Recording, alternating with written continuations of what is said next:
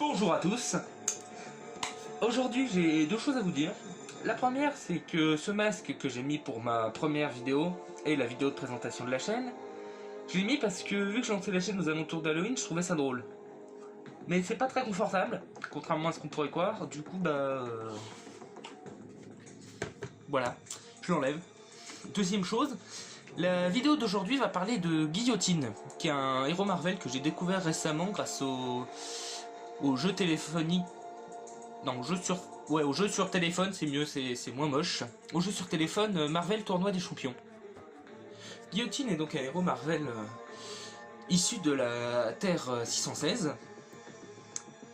Je vais donc développer son histoire par 3 points.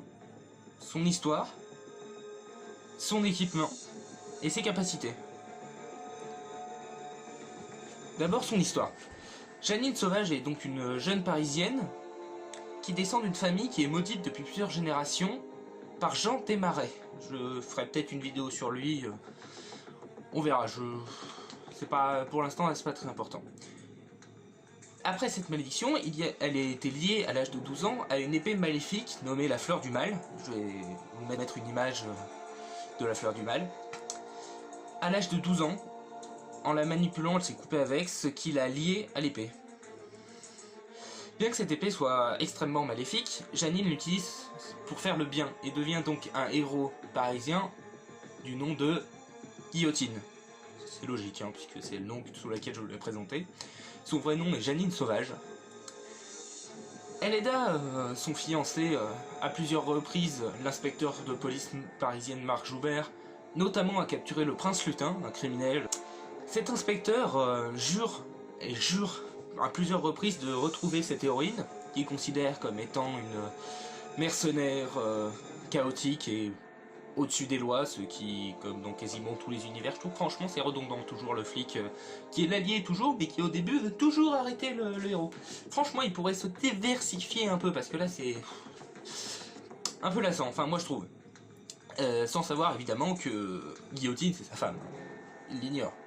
Un jour elle se fait attaquer par un conjurateur qui l'emmena à Battlerim, monde martial si vous préférez, pour participer au tournoi des champions. Un jeu entre les doyens de l'univers avec comme récompense 6 œufs de fer, une récompense permettant de développer la puissance à un niveau quasiment... non, à un niveau cosmique en fait. Donc c'est là qu'entre en jeu le jeu Tournoi des Champions, qui va développer l'histoire à partir de ce point-là, jusqu'à la fin. Alors moi je vous conseille d'y jouer, donc je vais pas vous raconter tous les combats parce que sinon ça perdrait son intérêt. Suite à ce tournoi des champions, quand elle retourne dans sa réalité originelle à Paris, elle décide avec les autres membres de sa réalité de créer une équipe. Une équipe qui est constituée de plusieurs héros dont on ne connaît pas les identités, ce qui est un peu dommage je trouve. Voilà, ouais, c'est franchement dommage. Bien, maintenant on va aller sur son équipement.